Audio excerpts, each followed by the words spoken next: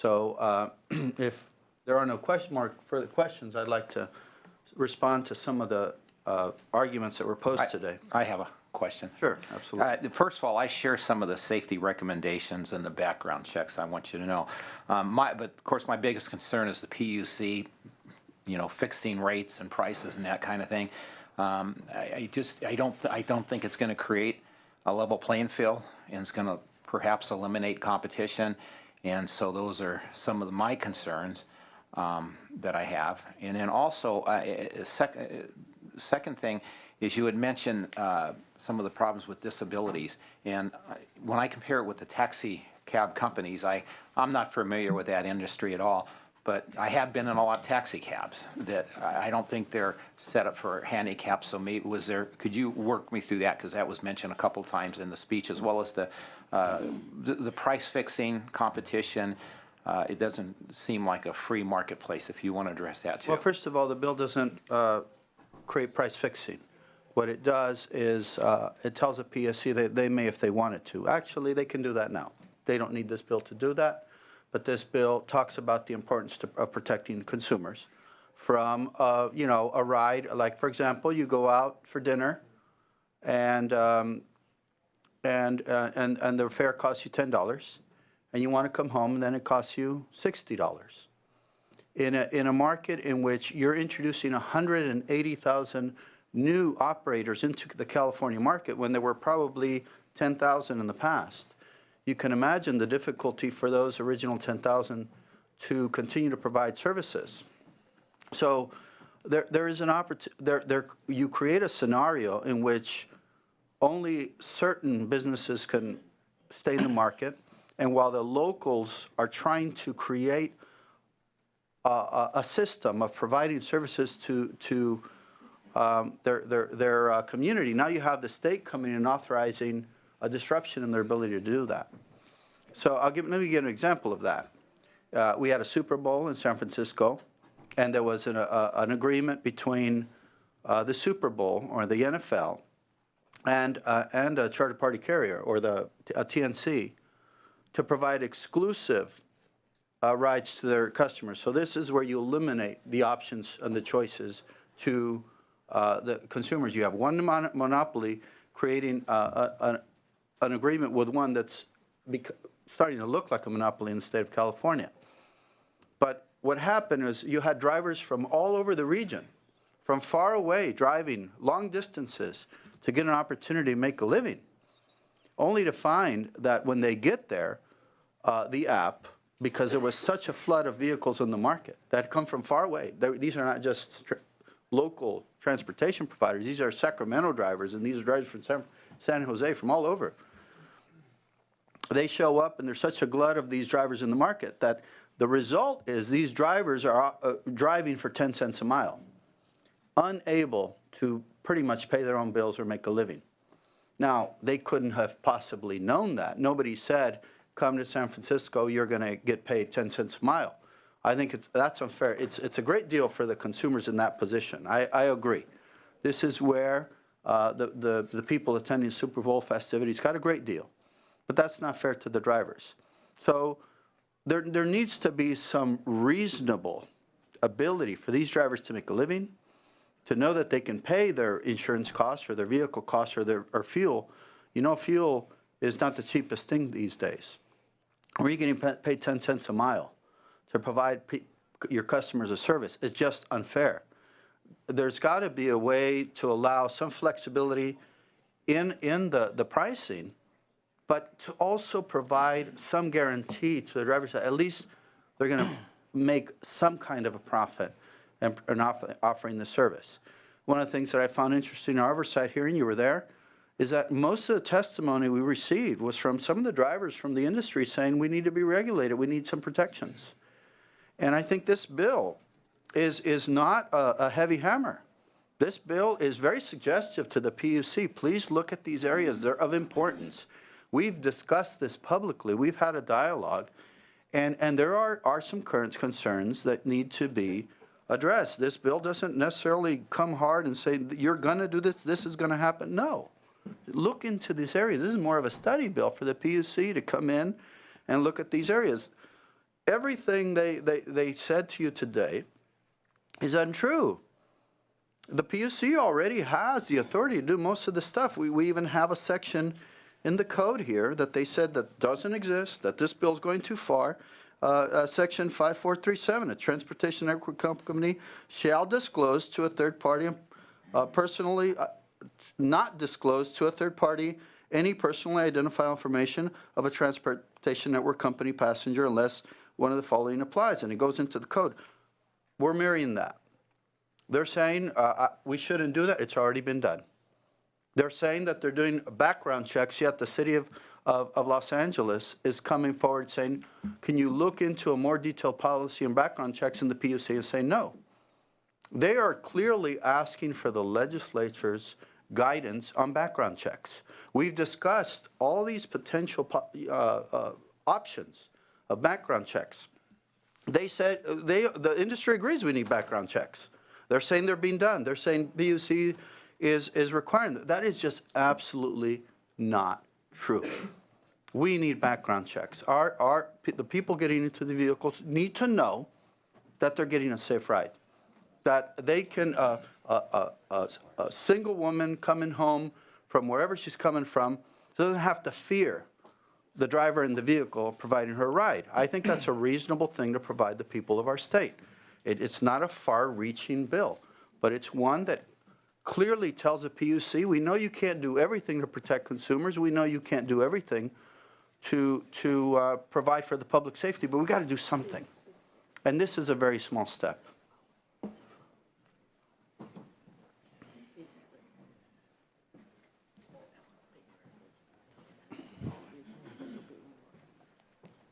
Thank you for your close. Is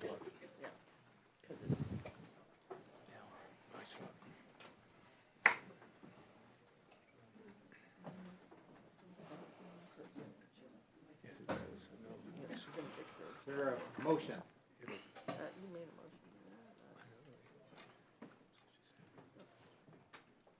I'll move the bill. No, I can. Well, I would move it. Okay. I'll move it.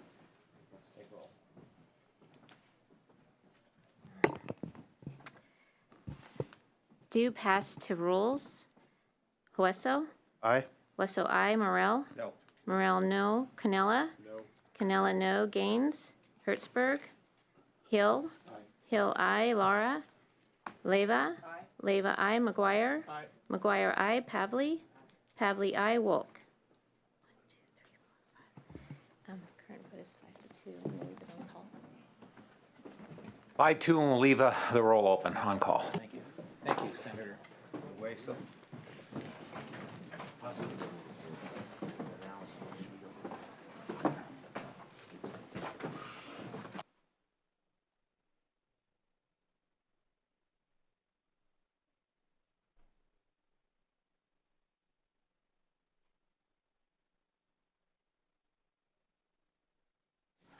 Welcome, Senator.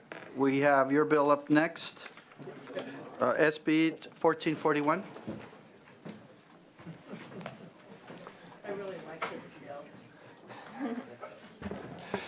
Thank you, Mr. Chair, committee members, and Senator Pavley, who's my joint author on SB 1441, which deals with methane gas emissions, otherwise known as fugitive emissions, which comes from the production, distribution, use of natural gas.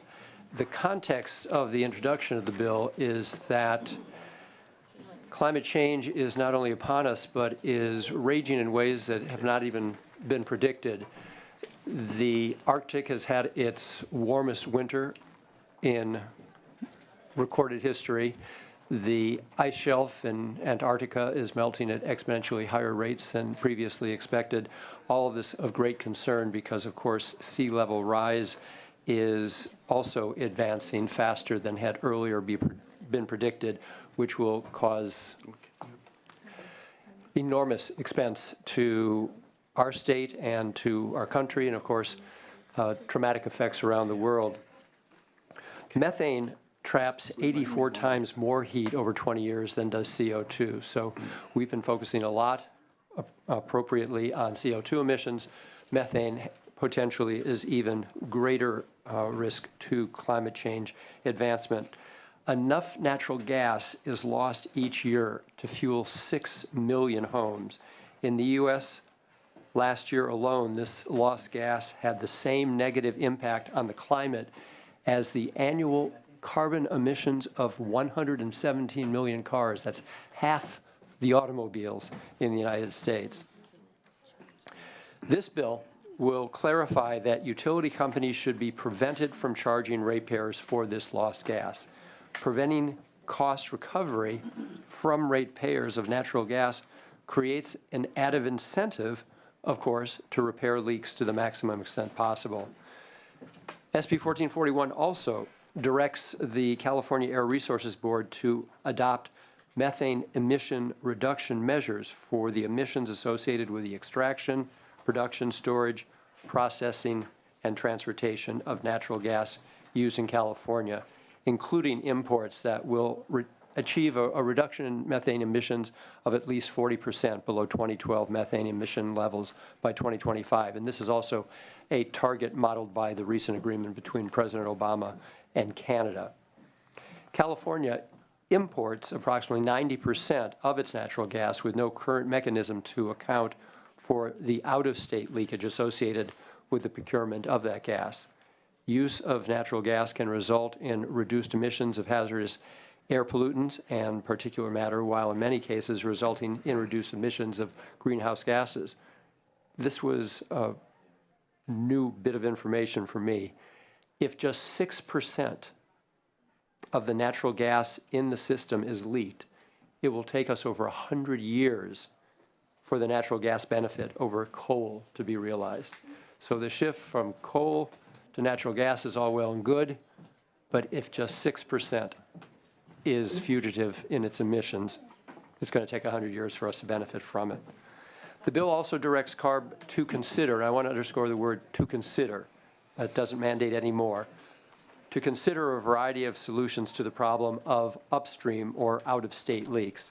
The bill directs them to consider, including incentives to reduce vented and fugitive emissions, to consider a natural gas procurement standard, to consider inclusion of methane emissions in cap-and-trade compliance obligations, and to consider interstate and international agreements. So I would suggest that we incentivize stopping gas leaks rather than financially rewarding them. Our planet and our people deserve nothing less. There is no opposition to the bill, and I should also have made note at the beginning of my comments that I'm more than pleased to accept the amendments that were detailed in the analysis as author's amendments, and I thank you for them. Very well.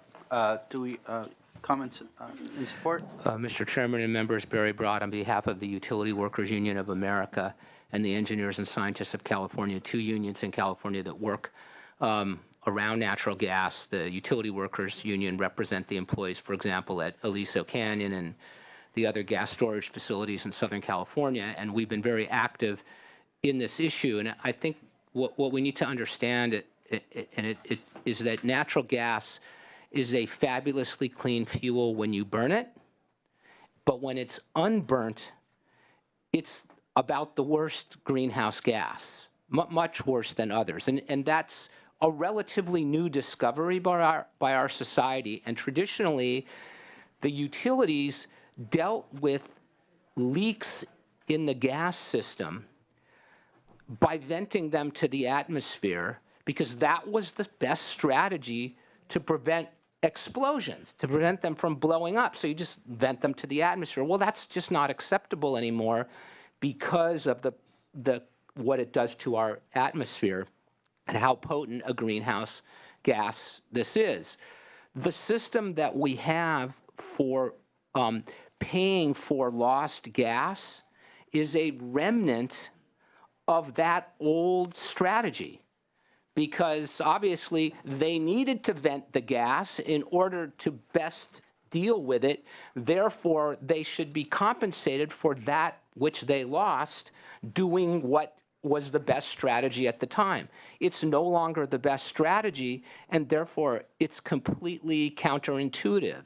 We should be rewarding them for fixing all the leaks, not rewarding them for not fixing leaks. That's just a bad strategy in today's society. So this bill sets forth the proper policy to meet what we need to do today and into the future. So we would urge an aye vote. Thank you. Thank you, Chair Wayso, esteemed committee members. I'm Mark Fenstermaker here on behalf of Environmental Defense Fund in strong support of SB 1441. This is a bill with a simple goal. It's to reduce methane emissions associated with leaks from the delivery of natural gas to California consumers. And as Senator Leno has already highlighted, and Mr. Broad's highlighted, methane's a very potent greenhouse gas when it is released to the atmosphere uncombusted. And so that's what we saw in Aliso Canyon. We all realized the impacts from leaked methane because of that disaster. But the natural gas infrastructure right now leaks as much annually as was released from Aliso Canyon. So that disaster that we all saw and we all paid attention to, it's happening year after year just across a large scale of the infrastructure. On the ratepayer piece, Senator Leno authored and this legislature passed SB 1371 a couple years ago. And the CPUC currently has an open proceeding to implement that bill.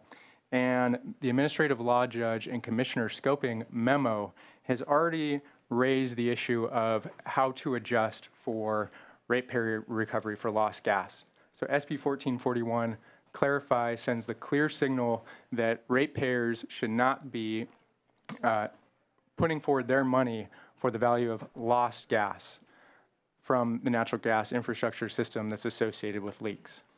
As Senator Leno also pointed out, we're also using this bill to look at the delivery of natural gas from out of state. Currently our natural gas usage in California, 91% of that is from imports. So we need to have a strategy to address the emissions associated with the leaks coming from our imports. With that, I want to thank Senator Leno for his continued leadership on this issue and say that EDF strongly supports SB 1441 and respectfully urge your aye vote. Thank you. Anybody else in support? Good morning. Thank you, Mr. Chair. Members, my name is Andrew Miranda, and I'm with Sierra Club California, and we support SB 1441. Thank you. Thank you. Good morning, Chair and members. Matt Kloppenstein on behalf of the California Solar Energy Industries Association and the Union of Concerned Scientists, both in support. Thanks. Tom Addison on behalf of the Legislative Committee of the Bay Area Air District in support.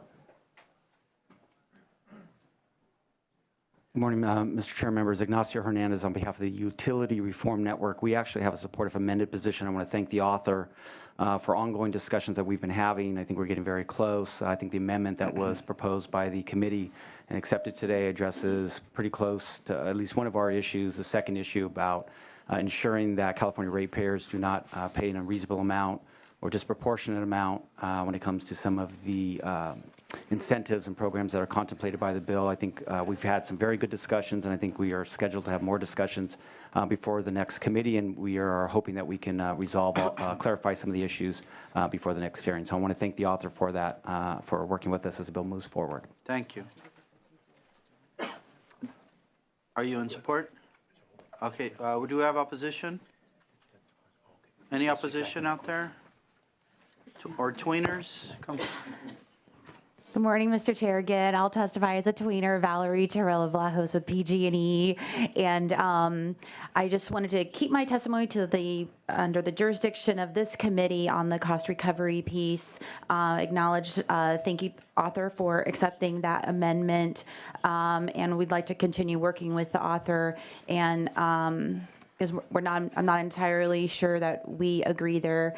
We need the clarification needed ongoing while the SB 1371 proceeding is taking place. And also want to ensure that the California or our customers are not necessarily paying for leaks that are completely outside of the utilities control. So with that, we will definitely continue to work with the author. Thank you. Thank you. Anyone else? Do we have any questions or comments from the committee? Mr. Chair, Yeah, I had a question, but it was answered by the amendments, because I think that really the absolute notion of this at any cost, under any circumstances. So I think the staff did a great job in making that amendment and both dealing with the urgency and importance of this on the one hand, yet some ability of flexibility to avoid some unintended consequences. So I thank you for that. Great, thank you. We're asking for a motion to pass with amendments to forward to environmental quality. I'd be glad to make a Do motion. you want to make some comments first? Yes, well, Okay. either way. Okay, go ahead. Thank you, Senator Leno, for taking the lead on this. And as someone who represents Aliso Canyon, lived through 6 months of discussion on natural gas. And this is a bill that really directly relates to the challenges that greater community is facing. Not only did an unbelievable amount of methane get released to the atmosphere, and as we know, it's a short-lived climate pollutant, but we're talking about now, because of energy reliability, having to refill a reservoir that's adjacent to 32,000 homes and schools, which can be problematic in the long term for the natural gas supplier as well as the adjacent residents. And this bill really highlights that we wouldn't have an energy supply problem relating to natural gas if the natural gas suppliers would do a better job of capturing their fugitive emissions, whether it's from pipelines or reservoirs. An unbelievable amount of natural gas is escaping to the atmosphere. And what are we doing as a state? Importing 91% of our natural gas here too, and the full life cycle analysis of that treatment. So I'm very obviously supportive of this bill, and I think taking away that incentive and just releasing methane because it's convenient. I thought Barry Broad did a very excellent presentation on how we're looking at this from standard practices of 30 years ago, and now we know better. But back to my district again, if we would just be capturing the fugitive gas emissions, we wouldn't be faced with a very problematic option. On Friday, down in my district in Woodland Hills, the CEC is having a huge hearing on energy reliability relating to Aliso Canyon. This should be part of the solution. So thank you very much for carrying this bill. I'll make a motion to approve it. Very well. Thank you very much, Senator, for bringing this important issue forward. We have a motion to do pass with amendments to environmental quality. Clerk, please call the roll. Hueso. Aye. Hueso, I. Morel. Canela. Canela, I. Gaines. Hertzberg. Hertzberg, I. Hill. Hill, I. Lara. Leva. Leva, I. McGuire. McGuire, I. Pavley. Pavley, I. Wolk. Has enough votes. Leave it on call. Okay, we have a shortage of presenters, so we'll go to the committee with Senator Hertzberg. Thank you, sir. We'll go with SB 919.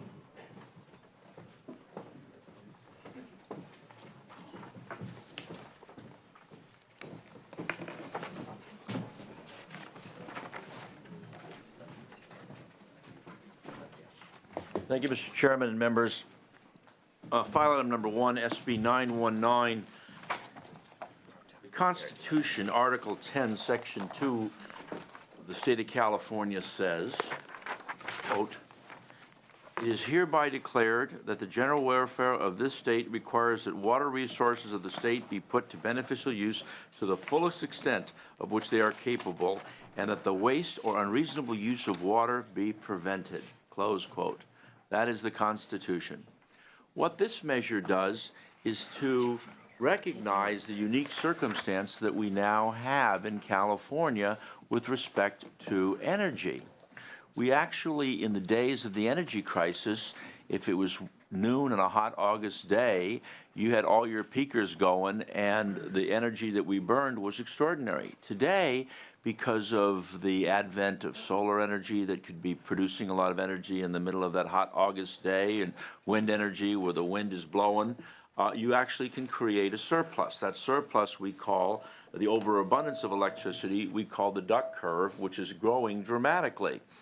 And so what we're trying to do, and what happens when that occurs, this duck curve, where you have the oversupply of energy, is we have actually been in the place that we haven't just sold energy for a little amount of money when you got an oversupply because you can't put it in a closet and store it for a week.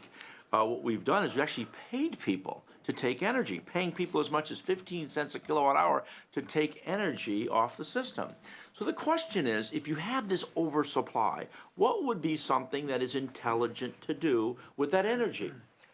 To make water, recycled water, to run water, to grab storm water, to deal with brackish water or desal water, these things are highly energy intensive. So what we're trying to do here with this measure is to basically marry these two worlds.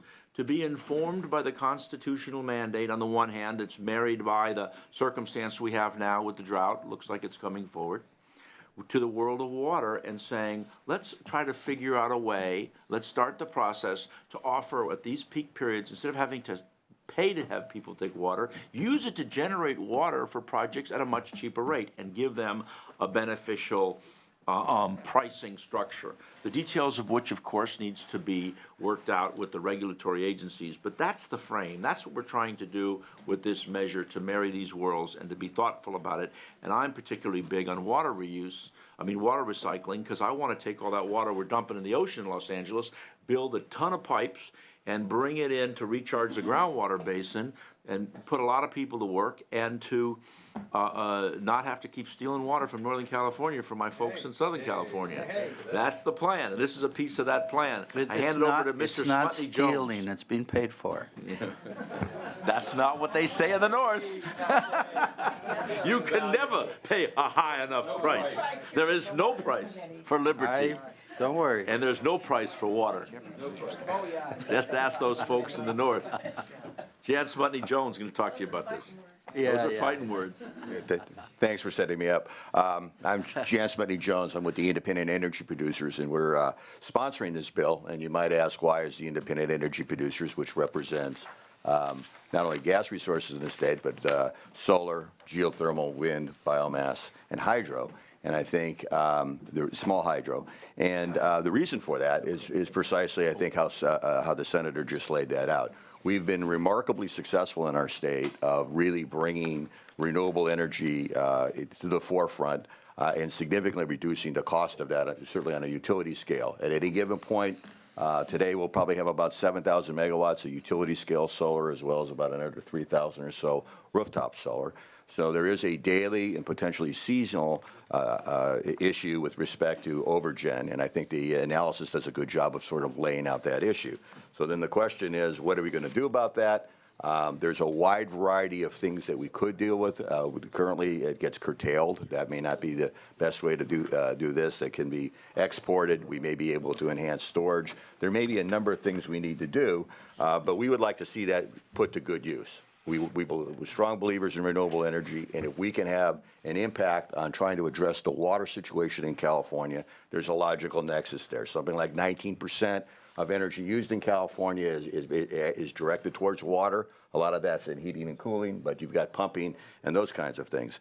So basically, it's to use renewable energy and that surplus energy for productive purpose. And I did bring two props with me. This water here has been working very, very hard for billion some odd years, being processed through a wide variety of different organisms and ice and whatever else. Most recently, it's been processed. This one here is recycled water from Singapore. It came out of a wastewater treatment facility.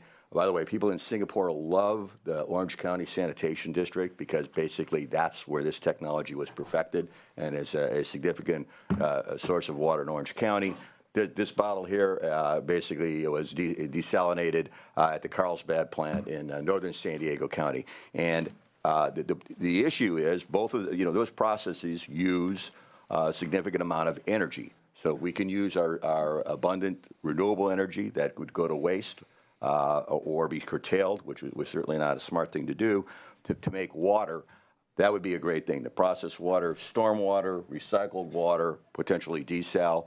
all of these have other issues associated with them, but in terms of how to finance things and citing things and everything else. But what this bill does is indicate to the PUC that it's a high priority to figure out how to use this excess energy to basically process water. So we would encourage your aye vote on this. We got a plan for 50 million people by 2050. We've got there's no silver faucet out there. We're going to have to do a lot of different things, and this is one of the things that I think would make a lot of sense for us to do. Thank you. Jan, I respect very much your involvement in the industry and your knowledge of the industry, and I know you very well know that the CPUC is working currently on this issue. And I think this gets to I'm sorry to interrupt the presentations, but I think maybe we could talk about this prior to some of the presentations about, Commissioner Sandoval already working on this through the PUC. Why would we need this bill if there's already process at the CPUC that's trying to address this? I think this is a clear indication that the legislature wants a rate. It's not telling them what that rate should look like, but wants a rate that deals with water processing, whether that's recycled water, whether that's storm water, whether it's desals. But it's a clear legislative direction. It may well be that based on the current work they're doing, they actually don't have to do a lot to basically meet the requirements of this bill. But sometimes the PUC's got a lot on their plate. But you acknowledge they are working on it, and this is just pretty much a mirror.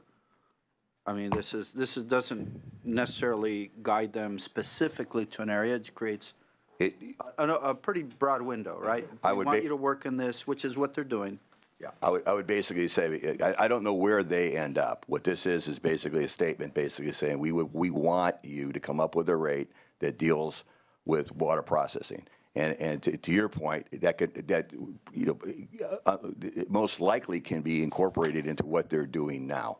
So I don't think this is going to be any significant increase in workload or whatever else. As you indicated, Commissioner Sandoval does have a committee working on this, but this makes it very clear that that's what the legislature wants, and actually leaves the heavy lifting with respect to rate making and how that actually looks basically to the PUC, which is totally appropriate. Okay, continue, please. Sure, Mr. Chair and members, Mike Dillon, representing the California Association of Sanitation Agencies and major wastewater agencies, including Orange County Sanitation District that was just referenced. We believe some of our agencies could play a beneficial role if this measure were enacted. For example, rather than doing their wastewater recycling at night, they could switch to daytime with the cheaper energy costs that Senator Hertzberg made reference to. Thank you. Okay, anyone else in support?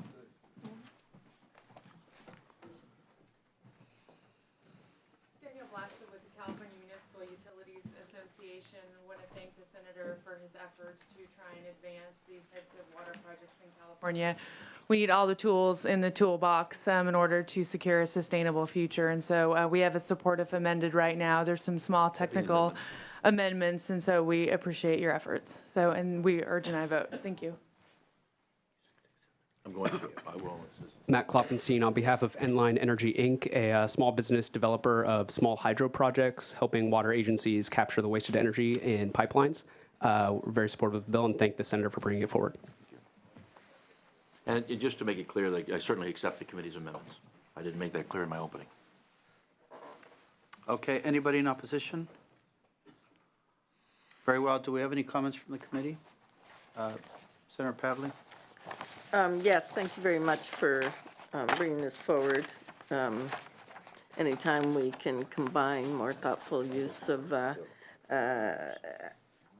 water supply and delivery and enhancing water with reducing our energy consumption, it's a win-win. Of course, I like the component of using a lot of storage to get rid of the duck curve and then promoting renewables to accomplish the same objective. But I think this is certainly a good step in the right direction and complements what the PUC is doing. And I agree with Mr. Smutny Jones. It sends a good signal from the legislature that this is indeed a priority. I had one suggestion, Senator Hertzberg. Just a minor one for clarification purposes. On page 2, you talk about desalting, water recycling, and water reuse. maybe just spell out stormwater capture and reuse. It wasn't until this past year that we've started looking at stormwater specifically reuse as an asset and not a liability in all our water codes. This is the first year we're actually grants for stormwater. So some people may not see water reuse as that definition because sometimes it's considered floodwater. It's on page 2. It's just a small part of the section 1, sub-item 6. It just says water reuse. It didn't spell out stormwater capture and reuse. Oh, it doesn't, I talk about groundwater recharge facilities. It says water desalting, water recycling, and water reuse. That was in the, yeah, if you want me to add, I'm happy to do so. That's in the findings. I was looking over in the actual language of section 2 on page 3, 711A, section B. It talked about groundwater recharge facilities. I thought about that actually.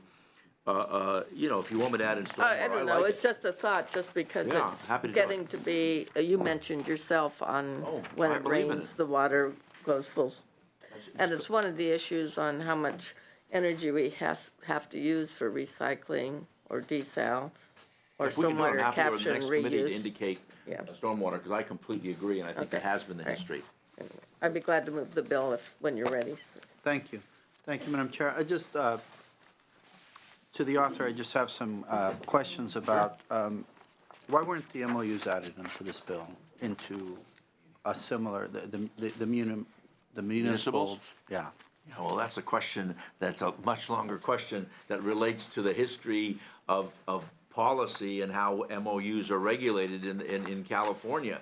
I've been dealing with that issue for many, many years, and it's a real challenge in terms of the MOUs believing that they're independent from the state regulatory environment, independent at the FERC environment.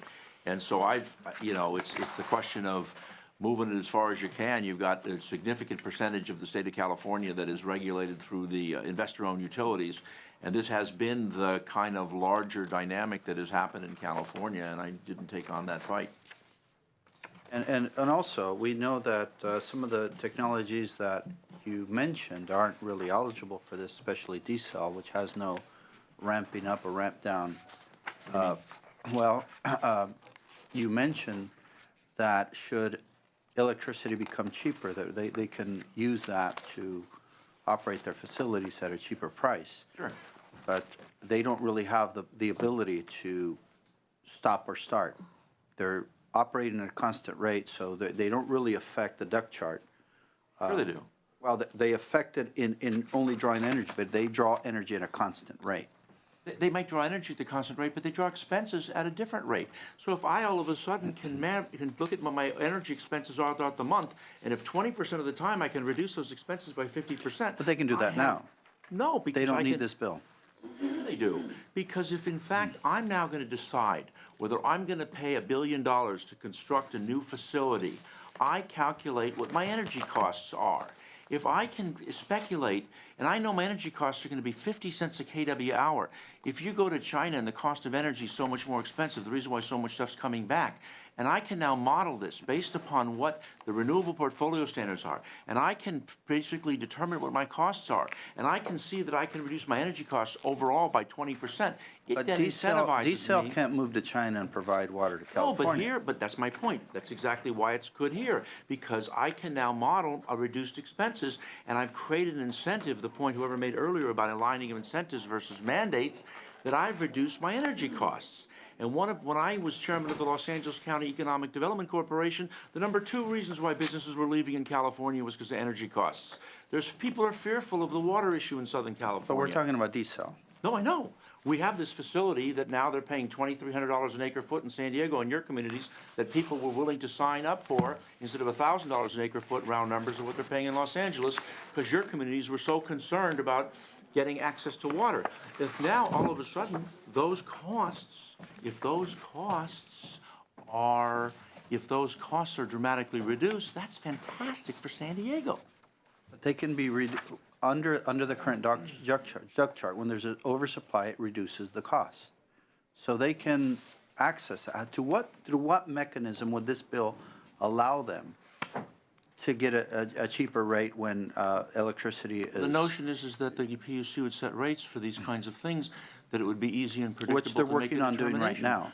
Well, I know, but we, throughout the history of this legislature, in my judgment, just my experience, has been that we give legislative direction. We do it all the time in so many different areas. The fact that Commissioner Sandoval, who's a brilliant person, happens to be focused on it today, doesn't inform an agency of the state of California of what this legislative branch signed by the governor wants to do. But your bill is very prescriptive where it says work in this area. Should the market change, should technology change, right? It doesn't give the PUC the ability to weigh other factors. Well, that's a pretty broad approach, my judgment. I'm not, you can make determination. It's a pretty broad approach of what the factors are, of what we now know is available. If there's new technologies that come online, we just have bills that we voted on the floor the other day about email or about new technologies that change. And that's the beauty of the legislature, that if those things happen and come online, we'll simply, the legislature of the future will look at those things and appropriately, just like we're doing. Senator Pavley raised an issue that I thought is really interesting. Years ago, none of us looked at groundwater. And now in Los Angeles in particular, we look at it in a very big way. So to me, that's how you So handle what's it. easier? I mean, pushing a bill through the legislature and then getting it signed by the governor, or getting the PUC to do it administratively like they're doing now? I mean, what can be more responsive to the energy market than the PUC who oversees it? Well, what's more responsible to the market is that you have reliable statutory. I mean, every time you hear from business every single day, what do you hear? You hear that we need reliability. I'm going to go and decide to build a big desal plant. I need to know that the legislature has done this versus this happens to be the whim of an agency. I mean, look, I don't, just my opinion, but I think that always is the signals in terms of what people want to do. Okay, well, I do, I looked at this bill. I'm willing to support it today. I think it creates an unnecessary law. I think that the PUC is already working in this area, and this creates, constraints that we don't necessarily need. But I'll give you the benefit of the doubt to work on this and see where it gets you, and hope that, I think the market is already working on this. We're already working on technology that's allowing reservoirs to move water and help manage water, but at the same time allow the water to pass through a dam, generators once again, and create power at a higher rate. In a way of, it creates energy storage. It's kind of an interesting way to do that, but that's being pushed by the market. I think the PUC is responding to that. They're creating a pricing that will allow that investment to happen in our state. But, I think this mirrors that, and for that reason, I'll support it today. Thank you so much. I really, really appreciate it. And Senator Pavley? I made a motion. Okay, we have a motion. Thank you so much. And so the motion is due pass as to be amended. Yes. In natural resources, and we'll leave this up to you to work with natural resources. We have the senator here. To add in stormwater. And we'll add those amendments in natural resources. Any amendments? The amendments that have been, You know who they are? You do. I know her husband. So, clerk, please call the roll. Do pass to be amended in natural resources and water. Wesso? Aye. Wesso, I. Morel? Aye. Morel, I. Cannella? Cannella, I. Gaines? Hertzberg? Aye. Hertzberg, I. Hill? Aye. Hill, I. Lara? Lara, I. Leva? Leva, I. McGuire? McGuire, I. Pavley? Pavley, I. Wolk.